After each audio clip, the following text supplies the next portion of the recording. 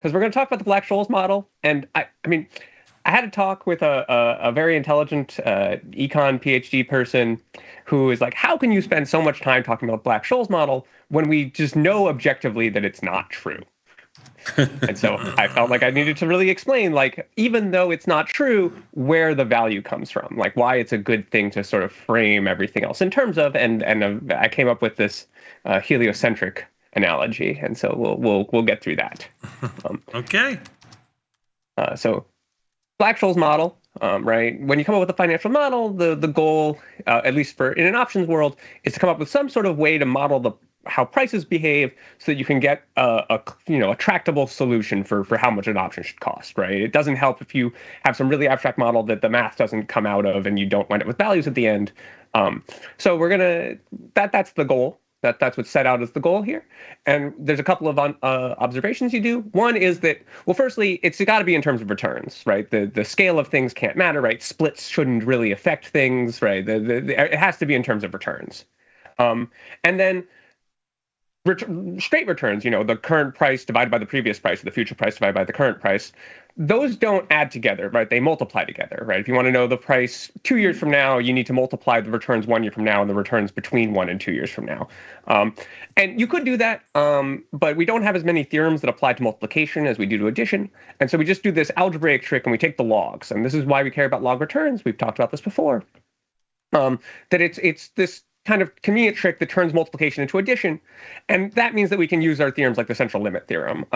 If we kept it in terms of returns, we'd wind up with some sort of geometric central limit theorem, which would say that the product of a bunch of independent random variables is a log normally distributed. And we'd end up in the same place, but the math would be a little bit less familiar for the mathematically inclined. So we're going to talk in log returns. And then we look at sort of just the weak efficient market hypothesis says that you're going to have independence over disjoint time intervals. And then here's where the big untrue, right, the false assumption comes in. And we say that underlyings are time homogeneous, right, that they don't have distinct periods, right, that they're always behaving roughly the same. You don't get the same output all the time, but that probabilistically it's all the same. If we had that and independence over disjoint time intervals, we'd get the central limit theorem would apply, because we could cut it up into a lot of little pieces, say that it's all any long span is the sum of many short spans. Each of the short spans are the same and independent, so total they have to be normal, and we get the central limit theorem. And then we arrive, so we get that log returns are going to evolve as Brownian motions. Central limit theorem says that it's normals. Brownian motions are the sums of a bunch of normals. And so that gets us the whole Black-Scholes model. That's the whole justification. Let's roll forward one, Beth. And then the output of that is exactly what we were hoping for, a relatively convenient closed form expression for the fair price of an option, given some inputs, right? If you have the strike, the time until expiration, the current spot price, and this sigma parameter, which we're going to call volatility later, but for now, it's sort of a amorphous parameter, and the idea is that the sigma squared is the infinitesimal variation on the Brownian motion that's driving our log returns. So it's how wiggly it is, how fast it's moving per unit time. And this is the one not directly observable piece, but because the formula is strictly increasing in terms of it, if we have market prices, we can invert the formula and get an implied volatility. And that's sort of the where we get a lot of the meat out of our use of the Black-Scholes model it's where we get our implied volatilities from, right? There's no Heston model implied volatility because you'd also have a volatility parameter, and there'd be a whole space of possibilities that explain current prices. So the nice thing about Black-Scholes formula is that a single price turns into a single volatility in a nice one-to-one way. Unfortunately, let's roll forward one. The market prices don't support the Black-Scholes model. Right? It said that they should be the sigma should be a property of the underlying, and but in actuality, when you look at different options, even on the same underlying, they give different sigmas. They incompatible values for the implied volatility. You get this surface, right, where if you look at different strikes and different times until expiration, you get different implied volatilities. Typically, they go up away from the spot and out in time. But the important part is just that it's not flat, right? If the Black-Scholes model is true, this picture would just be a flat plane, but it's not. Right, so this is what we're saying. The Black-Scholes model isn't true. Why do we put up with it then? Why do we keep talking about it? Why do we keep using it? Well, let's go forward one, and we'll see sort of the thing. We keep using it because there's never going to be a true financial model in the way that these people want, right? When you have a physical model, Tom's falling asleep. Oh no. Don't let it go to sleep on you. No. We have a physical model, right? Like how a ball flies through the air. We can write down our formulas for how we think it's going to happen. We have someone kick the ball. We observe how the ball flies, and we can check, oh, how good was our model? Did it describe how the ball flew? Yes or no? Social sciences wind up with this problem called the observer paradox that prevents them from modeling things well, where when you ask people questions, they change their answers. Right? People behave differently when they know they're being watched. But financial math has an even deeper problem, which is sort of a describer paradox, where the models that you make influence how people trade, which then influences the prices that are trying to be modeled. So the model influences its own output. Right. So this picture on the bottom right is 1987, which is before 1987, people really liked the Black-Scholes model so much that they priced all the options as if it was absolutely true. And then 1987, people realized, well, maybe that's not right. And there was a big crash about it. And can you guys tell me, why is there so much paper in the air? How did that happen? What? 1987 proved the model wrong, right? I mean, they were equally priced on each side. So that's why they had to change it and put in skew, right? I mean, it wasn't that traders got around and said, oh, we have to change the model. It was the appetite for downside protection changed forever in the market, even to this day. And that's why you have skew. Why is there so much paper in the air? That's really kind of false. Like, we didn't throw paper in the air the last day of the year, or maybe if there was a big market move or something like that, people would throw paper. I threw paper every day. Up in the air? Yeah, I took all my your receipts and all my receipts, ripped them into little tiny pieces. That's why everybody had an out trade with you, because you didn't keep your receipts. I kept my receipts in the morning. I would reconcile. Can I say something about this? The reason that it wasn't necessary, that it was exact, was because anytime you're first building a product, the markets are wide enough that it made up for the for small inefficiencies and inaccuracies. Because remember, everything was wide, nothing was decimalized, and you could, all they really needed Black-Scholes to do was to create a pricing, a symmetrical model that you could price everything off of, because everything was done in everybody's heads. So that's one of the reasons that it suffered from some of the inefficiencies. You know, over the years, obviously, as the business grew, everything became a lot more measured and efficient, and then therefore Black-Scholes got significantly better as everybody tweaked it. Mm-hmm.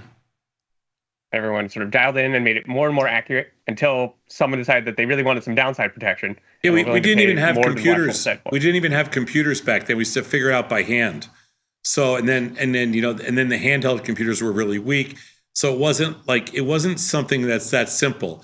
So that's where all the inefficiency came from. The brilliance of the model is that everybody stayed with it because it worked so good.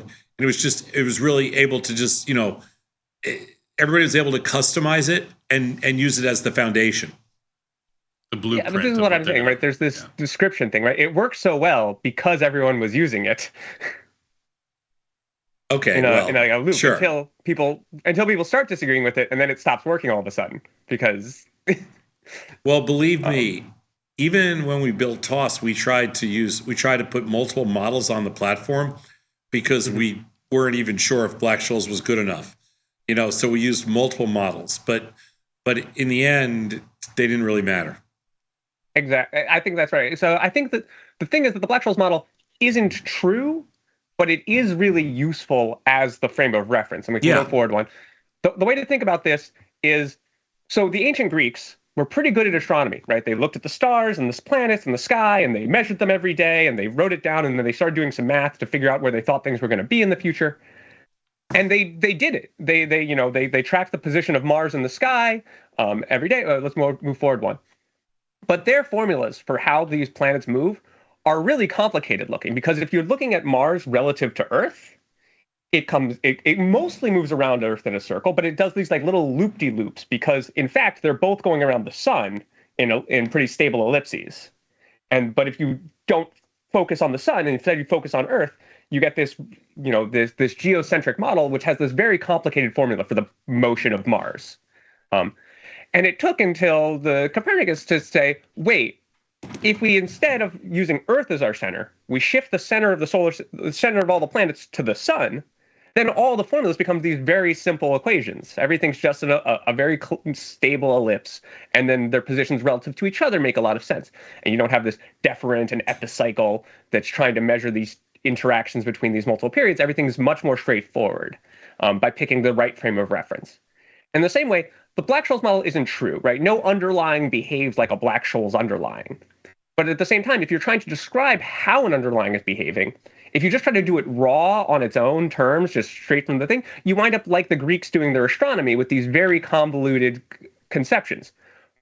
But if instead you take Black-Scholes as a baseline, as a frame of reference, and you say, okay, how different from a Black-Scholes underlying is this underlying? Then you can look at the implied volatility surface and say, oh, okay, it's got heavier tails because the surface curves up at the sides. Right, and that's a much more direct way to read sort of properties of it. We can go forward. Yeah, especially because I think most people have some amount of familiarity with the normal distribution. Because of the central limit theorem, normal distributions show up all the time in life. This 68% in the middle, another 26 or 27% of kind of a 1 to 2 standard deviation wings, and then these things, these out past these outlier moves.